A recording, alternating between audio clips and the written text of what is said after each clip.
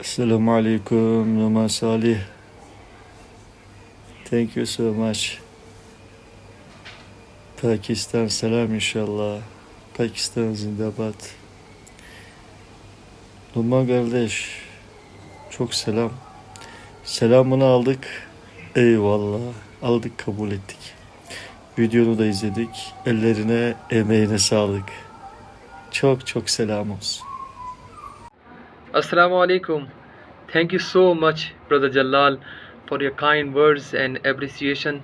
We all Pakistani people love you, and especially your character in Ertugrul Ghazi as Abdul Rehman. May Allah bless you. Ameen.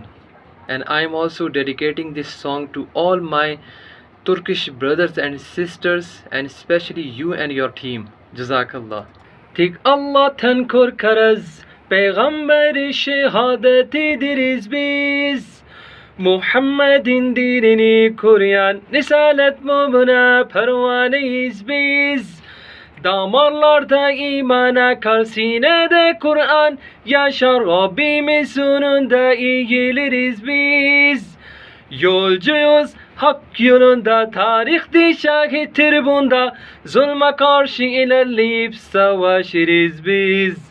El hayyu Allah, el hakku Allah.